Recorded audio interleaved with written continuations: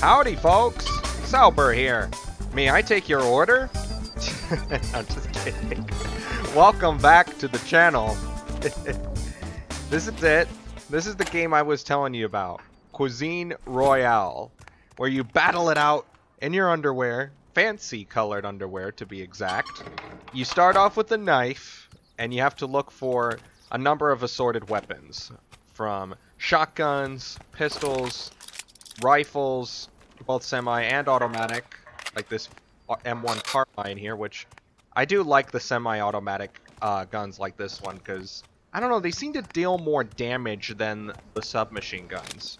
But obviously not as much damage as the heavy machine guns, which at the moment, at the time of the making of this video, there's only the MG42 and the DP28.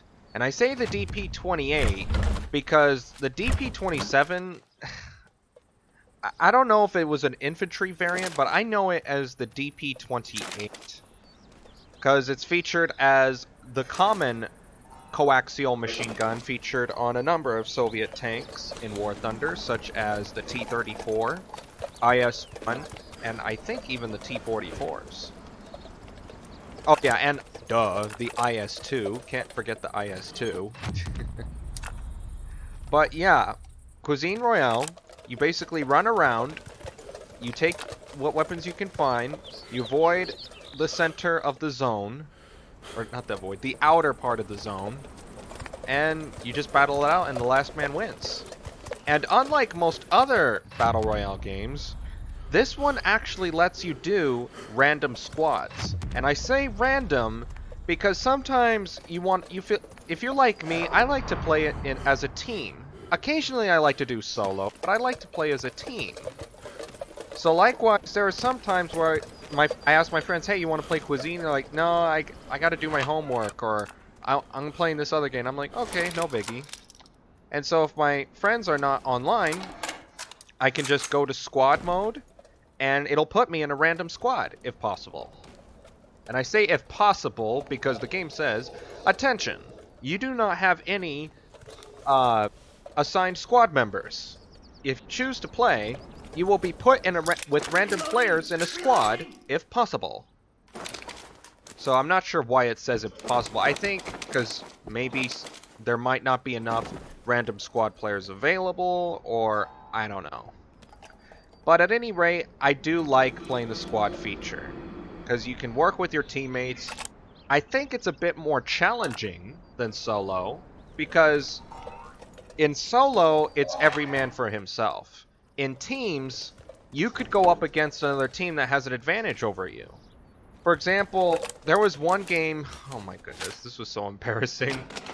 Me and my two squad mates, because I think one of us had died, were in a MG42 bunker, and we're manning the turrets, the MGs, firing out in the field, and then out of the blue, this player comes in through the bunker's door. I don't know how none of us heard him. I especially never heard him. I guess because the MGs were like, brrr, brrr. It's really loud, especially when several guns are going off at once. You'll literally go deaf from it. But, no pun intended. Anyway, he comes barging in and just gets us all with his AKM, and I was like, oh my gosh. So it's possible to catch your enemies off guard, and for you to get caught off guard too. Ay, ay, ay. But yeah, it's really fun, and it always keeps you on your toes. It's always different, and occasionally you'll find loot box, or not occasionally, but you'll find good loot in the loot boxes.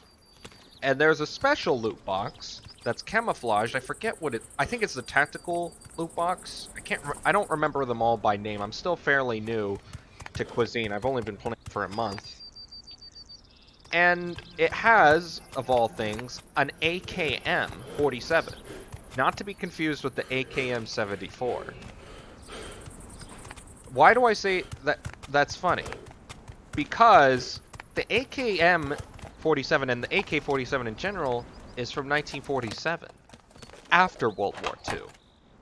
I don't know, maybe there was a prototype during World War II? I don't know, you tell me. But nonetheless, it is in the game. But I do It is good, don't get me wrong, but I have found that I do like some of the other SMGs, such as this MP40 here. And I'm able to get 3 players using it, which is cool. The thing I like about the MP40 is that... Reloading! Oh yeah, that's one thing I forgot to mention. If you're in a squad and your teammates reload, they'll be like, reloading! Reloading! Cover me while I reload! It's really... It's a lot of fun. It's funny because at first, when we first noticed that feature, me and my friends, we thought that enemy players could hear it. But then we came across a bunker where there was at least one guy in a squad and he was reloading, but we didn't hear the reloading, cover me! And so we realized that's just on team side. In other words, you can only hear your teammates scream, I'm reloading. So that's helpful. And on top of that, if you're in solo, you don't hear the reloading sound. Or not the reloading sound, the player yelling, reloading. But it is fun to mess around with nonetheless. And then of course your player yells out nice taunts when he defeats another player. What was I saying? Oh yes, the bunny slippers. Now the funniest thing about Cuisine are its knee pads of speed and the bunny slippers. And I don't know. Oh yeah, you can run super. Let's see if it happens here. Yep, I'm able to use a glitch, or maybe it's intentional. I don't know. I hope it's not a glitch. Please don't fix it. Where if you run, you sprint, and you spam the space bar, you can run super fast. It's hilarious to watch. The funny thing is that when this game first came out, and when I say first came out, I mean like became available to the public. Like, it started out as an April Fool's thing for Gaijin's Enlisted, which is an upcoming first FPS. And it's still early access, I believe. I don't even know if it's in out of closed alpha or not. I'm barely getting familiar with Enlisted. I actually haven't played it yet. Because at first, infantry games didn't really interest me, like this one. But I saw how fun it was, especially with its Battle Royale style gameplay, and I was like, yeah, this is fun. And it's dynamic, and it's always different. It always keeps you on your toes. But anyway, when it came to the... Now I remember what I was going to say. When this game was released to early access... Cuisine, I mean. Because it started off as an April Fool's game. And then it became so popular that Gaijin was like, hey, we got to add this back. So they added it back... I can't remember if it was at the end of June or the beginning of July. But it became a hit real quickly. And there was a time where if you got it on Steam while it was still in early access, you could get it for free and keep it. Yeah, I thought... I thought he was an enemy for a second, silly me. But yeah, the bunny slippers, there was this bug where if you jumped real high, you could still take fall damage, which made wearing the slippers not very practical. So then, finally, Gaijin was able to fix it, and you can jump as high as you like without taking any fall damage, which is helpful if you're jumping from rooftop to rooftop, or if you're jumping from high places. But yeah. So, another thing I want to talk about is something that a lot of people are interested in at the moment. At this time, War Thunder is holding its IS-7 Rare Tank event. Now, before I get into that subject, I just want to state and explain that I'm not discouraging anyone from playing the IS-7 tank event or wanting to go for the IS-7. But I'm just explaining why I'm choosing not to go for the IS-7 myself. But for those who are going for it, good luck to you, good hunting, and I hope you get it. Now, why am I choosing not to go for the IS-7? Is it because I don't like the tank? Not at all. I think it's an awesome looking tank, and I certainly would like it, but I'm not getting it. Well, why? Well, there's a number of reasons behind it. Now, some players might not understand my philosophy behind this, but others might fully understand what I mean. So here it goes. I have as much as I like War Thunder, I have other interests than just War Thunder. I'd like to play a variety of other games, including Cuisine Royale, BeamNG, Simple Planes, the Stalker series, and more. I'd like to have a variety of games to play. Anyhow, going back to the event itself, there are a number of us players that, like I said, have other interests, but also have... Now, I don't mean this in a rude way, but we have lives. And when I say that, I mean, like, we have jobs. Like, I myself have a job. And we have other real-life matters that we like to tend to. And that we have to attend to as well. So likewise, we don't always have the time to play these events. For various... And it's not necessarily the time, either. It's the time and effort required to do them. For example, without going into specifics, there can be some tasks that require you to do objectives that are, quite honestly, out of your control. Now, I'm not talking about, like, for example, getting a high score or a certain amount of tanks destroyed or anything. I'm talking about, like, the supporting fire. That requires you to play in squads. And sometimes you and your friends are not always on par. Now, what I mean is that, for example, you could ask your friends, hey, can you do a squad with me? And they were like, no, I'm doing this, I'm doing planes, or I'm doing this tier of tanks, which is not compatible with your task. Or perhaps they are just playing another game, or more likely, they're just simply not online. Because, let's be honest, there are a number of times where you're online and your friends are not, and vice versa. Likewise, I understand the good intention behind it. It encourages players to play more as a team. But in all honesty, it sounds good on paper, but in an actual battle, it's actually counterproductive at times.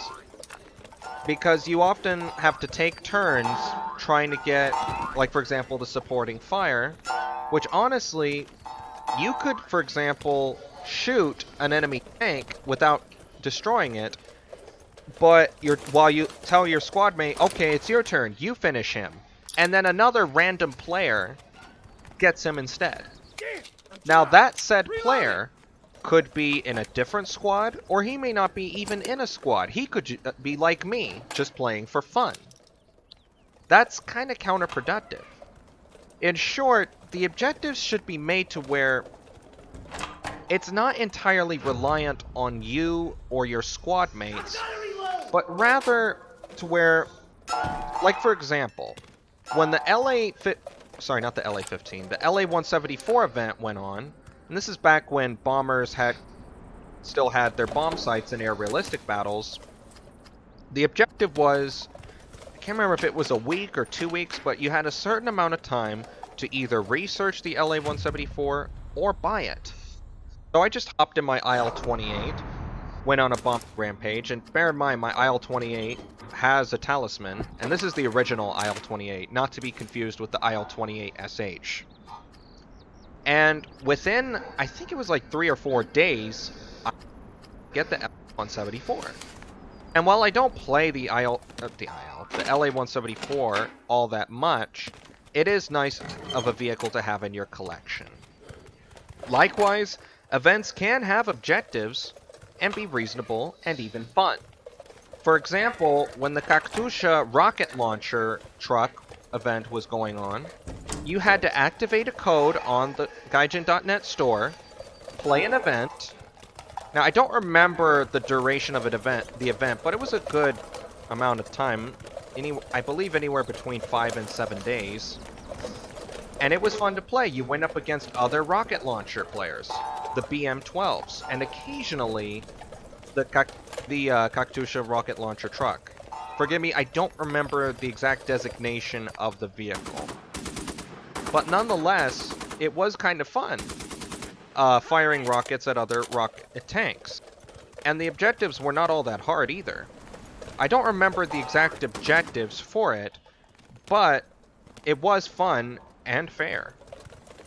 And then finally, as a final event to mention, the M8 Greyhound. Not to be confused with the M8 Scott, the M8 Greyhound armored car event. Now again, I don't remember the exact amount of time the event lasted, but you had to win a certain amount of battles with, wait for it, a 50% battle activity. Now, as you may know, the battle activity is a rather debatable subject. Some are okay with it, others, in regards to events, and others are like, it shouldn't be too dependent. This was really nice, 50%. Because even if you had a bad battle, but won, chances are you did get at least 50% battle activity. And that was fair and fun. So finally, in conclusion, when it comes to some events and their objectives, it's better if they are fun and not all that stressful. For example, and I mean this with no pun intended, there was an occasion where I was playing with some of my friends. They were playing for the IS-7 objectives, and I was just playing for fun. And I kind of felt so bad for my squad mates because they were stressing out, cussing each other out, cussing the other players out, and being all mad like, come on, give me that supporting fire. And like I said, that can easily be stolen by either a player from another squad or just a single player that's just playing for fun, maybe not even going for the IS-7. When it comes down to it, it should be a bit more simplified. Now, I know there are some reasonings behind it, like, oh, the vehicles are of high value. Well, a lot of rare vehicles of high value. It'd be nice if it could be fine-tuned to better accommodate players that do not have as much time as other players to play those events. Perhaps allowing you to buy, and not too expensive, not too cheap either, but the ability to purchase some of the tasks. Like, for example, if you missed a day's task, like let's say you had to work, or you had to go out of town, visit with some family, you could buy that for a decent price, and you wouldn't have to worry about missing that day's tasks. And then, of course, have the tasks to where they're not too reliant on your team or even your squad mates. Now, there are other aspects I could dive into, but I think I've covered the subject pretty well. But once again, for those of you that are going for the IS-7, good luck to you, and I hope you guys get it. Hope as many of you can get your hands on the IS-7. It'll definitely make the battlefield more interesting.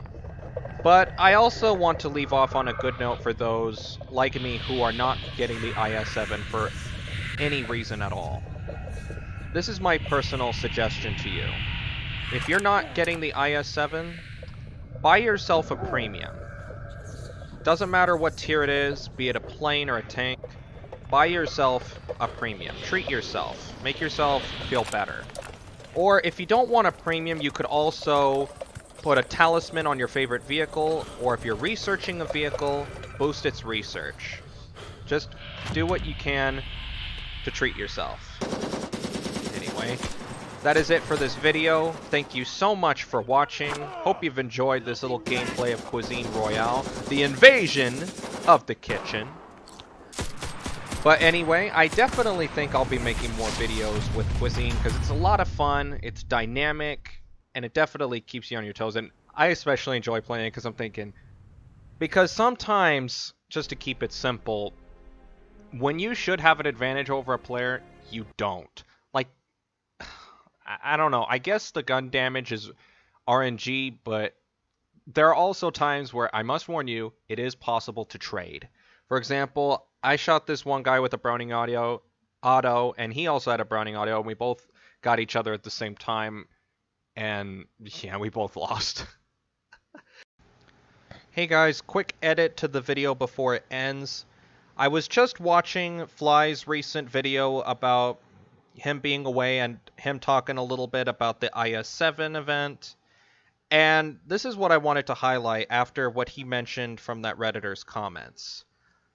I'm not going to focus on all of what he said, but I'll link the video so you can watch and figure out what he said. But all in all, it was basically discounting the idea of making it a premium, which I'm not necessarily against that either, but this would be a middle ground. Because let's be honest, not everybody's going to be happy with a particular event and its objectives. But what about a little middle ground, like a trade-off for it all, to try to balance out the situation? This is what it would be in a nutshell. And they've done this before with other minor vehicles like Baloshkin's P-39 and Zero. This is how it would work. You could obtain the vehicle for free by doing the events. But of course, they would be not too challenging, but not too easy either. Just try to find a middle ground. Alternatively, for those players such as myself that have have jobs and other real life responsibilities, to allow us to buy it. And if it really was, like let's say $50, I wouldn't mind buying it, especially since it would be a rarity. But for those that do not wish to spend money on it, they could simply play the event and either get it for free or at a discounted price. The more tasks you complete, the greater the discount the vehicle. It's a win-win. But that's just a theory of mine. But anyway, thank you so much for watching. Have a great day. See you next time. Oh, peace out. I did it again.